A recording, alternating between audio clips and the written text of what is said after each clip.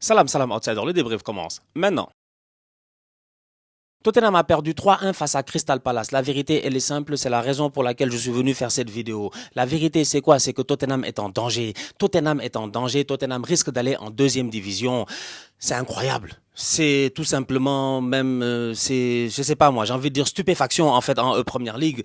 Les Spurs ne vont pas bien. Les Spurs sont malades. Les Spurs sont à un point, je dis bien, de la relégation. Et derrière eux, il y a des équipes qui sont en train de carburer. C'est la raison pour laquelle aujourd'hui je viens et je m'inquiète pour cette équipe de Tottenham là. Tottenham a joué face à Crystal Palace et Tottenham vient de perdre, je pense, son 5e match d'affilée. Il me semble que Tottenham a perdu son 5e match d'affilée. Tottenham a perdu face à Manchester United 2-0. Ils ont perdu face à Newcastle 2-1 chez eux. Ils ont perdu face à Arsenal. C'est normal, on n'est pas leurs amis, on n'est pas leurs copains.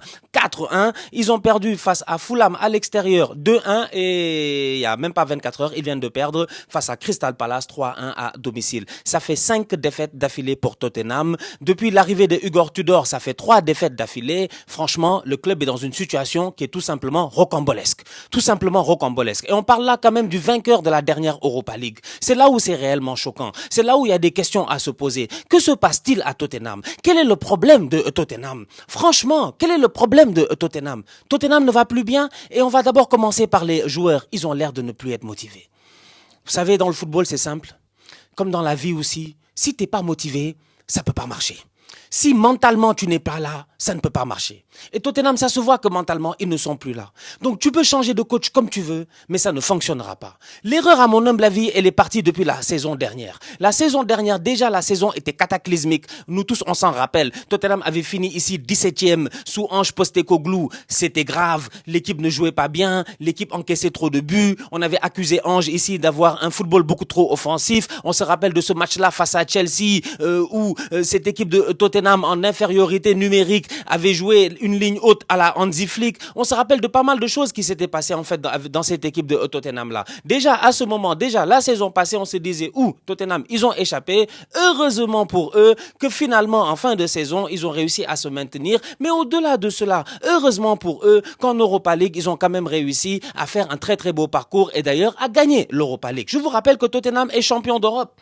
Tottenham est champion d'Europe. Tottenham en début de saison, ils ont bien joué ici un match de Supercoupe d'Europe face au Paris Saint-Germain. C'est ce Tottenham-là aujourd'hui qui a un point, je dis bien, un point de la relégation.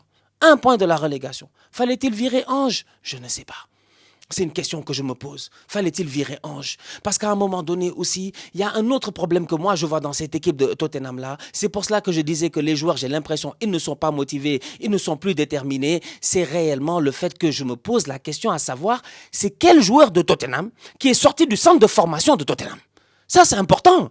Aujourd'hui, on parle du Barça, on parle de la Masia, on parle de la Masia, on parle aujourd'hui de Marc Bernal, on parle aujourd'hui de Lamine Yamal, parle aujourd'hui de pas mal de joueurs très très importants qui sont sortis du centre de formation, des boys qui ont l'ADN du club, des boys qui depuis qu'ils sont très très jeunes n'ont qu'une seule envie, c'est de faire briller l'écusson du club le plus haut possible. Ça c'est très important. Revenons en Angleterre, on peut parler d'Arsenal, je peux parler de mon club à moi, Bukayo Saka, c'est un gamin du centre de formation. Bukayo Saka, il est là depuis qu'il a, je ne sais pas moi, 9 ans, 10 ans, je ne sais même plus. À un moment donné, on avait les Eddie Nketiah, on avait les Emile Smith-Rowe. Il y a tellement d'enfants en fait de ce centre de formation là. Même le coach, même Arteta dans l'âme. Si tu ouvres son cœur, si tu ouvres, je dis bien sa poitrine, et que tu regardes, je dis bien à l'intérieur de son cœur, comme avait dit Mohamed Kudus lors de ça, je me rappelle très bien, Mohamed Kudus est venu cette saison quand on a fait sa visite médicale, quand le gars voulait mettre, je sais pas moi, l'électrocardiogramme au niveau de son cœur, il a dit mon cœur bat pour Tottenham ou je ne sais pas quoi. Ben malheureusement son cœur ne bat pas pour Tottenham. Avoir des joueurs qui viennent du centre de formation, avoir des joueurs qui sont estampillés, je dis bien, avec les couleurs du club depuis qu'ils sont très très jeunes, c'est très important. Pourquoi? Parce que c'est ça qui fait des boys qui sont déterminés, c'est ça qui fait des boys qui n'ont pas envie de voir le club échouer. Le problème aujourd'hui à Tottenham, et j'ai pas envie d'attaquer tous les joueurs évidemment, c'est que les gars à la fin de la journée, ils manquent de motivation pour plusieurs raisons. La première, c'est que le club lui-même manque d'ambition. Tottenham manque d'ambition. Ça fait plusieurs années ici que ça se plaint. Les recrutements ne sont pas bons. Les joueurs achetés ne sont pas les joueurs les plus pertinents. Et ça, Ange Postecoglou en avait parlé. Mais au-delà de cela, t'as des mecs aussi qui ne font que des bêtises. Que des bêtises. Ton capitaine, c'est Romero, il a pris un carton rouge, il n'est pas là. Van de Ven, c'est ton meilleur défenseur, il prend un carton rouge face à Crystal Palace, il ne sera pas là. T'as au-delà de cela pas mal de blessés, c'est pas de leur faute. Ça n'a rien à voir avec le fait que le club manque d'ambition ou quoi que ce soit, mais ça c'est plutôt un manque de baraka. T'as pas mal de joueurs blessés, t'as perdu Mohamed Kudus, t'as perdu Kulusevski, t'as perdu Madison, t'as perdu, comment il s'appelle, Odobert, t'as perdu pas mal de boys qui, à chaque fois qu'ils rentraient, ils changeaient un tout petit peu le cours de la rencontre. Tu n'as plus Son Heung-min, Sonny était important. Sonny était très très important, franchement, parce que Sonny, ça faisait des années qu'il était là. Sonny avait envie de voir Tottenham aller le plus haut possible. Sonny a vécu les meilleures années de Tottenham sous Pochettino, avec Harry Kane, avec d'autres anciens, les Dele Alli et puis tout cela. Donc du coup, aujourd'hui, c'est quoi la base à Tottenham? Il n'y a plus de base. Il n'y a plus de base. Et la réalité dans la vie, c'est que s'il n'y a pas de base, eh ben, tu tombes, franchement. Donc il n'y a plus de base à Tottenham aujourd'hui. Il y a littéralement plus de base. C'est galère, c'est compliqué. C'est une équipe qui est en perdition totale. Vont-ils réussir à s'en sortir ou pas? Moi j'ai des grands doutes par rapport à cela. Pourquoi? Parce que le calendrier n'est même pas en leur faveur. Le calendrier est tellement compliqué. Le calendrier est tellement compliqué. Regardez les prochains matchs de Tottenham. Prochain match de Tottenham dans quelques jours face à l'Atlético de Madrid.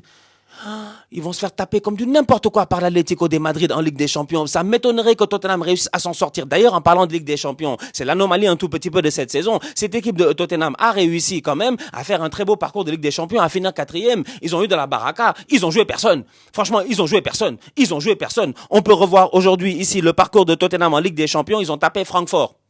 Ok, d'accord, vous avez tapé Francfort, vous voulez qu'on vous dise quoi? Qu'on vous applaudisse? Franchement, Francfort ne fait pas une bonne saison, c'est compliqué.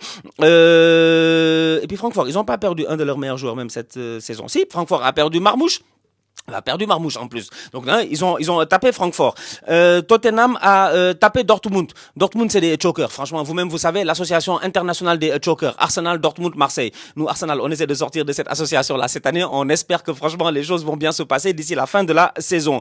Ils ont battu qui d'autre? Ils ont battu le Slavia Prague. Voilà, on va pas vous applaudir parce que vous avez battu le Slavia Prague à domicile 3-0. Ils ont perdu face au Paris Saint-Germain. Ils ont battu Copenhague. Bravo, ça aussi. Jusqu'à présent, je t'ai pas donné des vrais adversaires. Hein. C'est pas comme si Tottenham, ils ont joué l'Inter, ils ont joué le Barça, ils ont joué le Real. Ils ont joué personne, en fait, en Ligue des Champions. Ils ont fait match nul 0-0 face à Monaco et ils ont fait match nul 2-2 face à Bodø Glimt et ils ont battu Villarreal 1-0 alors que Villarreal en Ligue des Champions cette année, en championnat, c'est excellent, mais en Ligue des Champions, ça a été cataclysmique. Donc c'est pour vous dire que Tottenham, déjà, en Ligue des Champions, leur parcours, c'était un parcours avec de la chance. Ils ont eu des adversaires qui étaient à leur portée. Ils ont réussi à s'en sortir. En Première Ligue, c'est toute une autre chose, en fait. Donc, tu as une équipe de Tottenham qui va jouer face à l'Atlético de Madrid dans quelques jours. Aller-retour. Franchement, je m'inquiète pour eux. Au-delà de cela, le prochain match de Tottenham en championnat, c'est Liverpool. Liverpool se bat en ce moment pour espérer aller chercher quand même une qualification en Ligue des Champions. Est-ce que Tottenham peut battre Liverpool?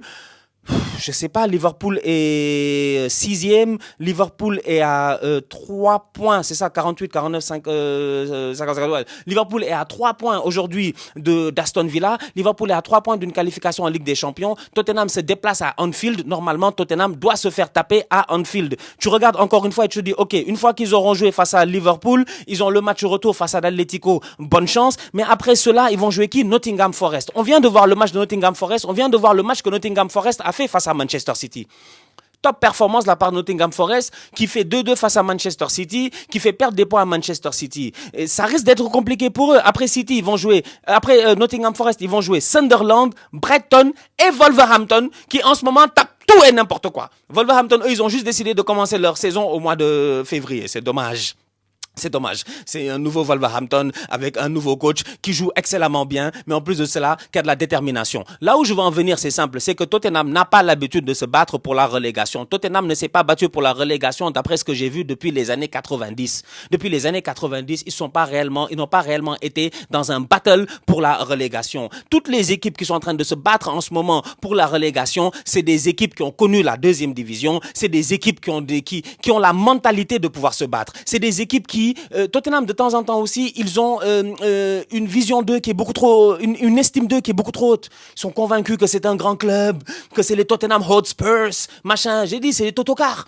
C'est les Totocars. Ils sont convaincus en fait que c'est un grand club et tout. Donc cette vision d'eux qui est tellement, cette estime d'eux qui est tellement haute, c'est ça qui va peut-être les tuer en cette fin de saison. Parce que derrière eux, si tu regardes bien, ça risque d'être compliqué. Nottingham Forest ne va absolument rien lâcher. Ils vont se battre jusqu'à la dernière journée journée pour aller chercher, je dis bien, le fait de rester en première ligue. West Ham ne va pas lâcher. West Ham ne va pas lâcher. Donc, ça se joue entre Nottingham et West Ham. Bon, on peut dire que Burnley et Wolverhampton, normalement, c'est presque acté. Bon, malgré les bons résultats de Wolverhampton ces derniers temps, ils sont réveillés beaucoup trop tard. Donc, normalement, c'est presque déjà acté. Ces deux clubs qui devraient, normalement, après statistiquement et mathématiquement, c'est pas encore fait, mais normalement, ils devraient descendre en deuxième division. Mais West Ham et Nottingham, et même Leeds, qui est devant eux, ne vont rien lâcher.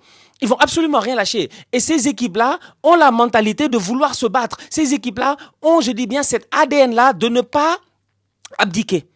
À Tottenham, ça se voit qu'ils ont abdiqué. Tu peux le voir dans le body language. Le langage corporel ne ment pas.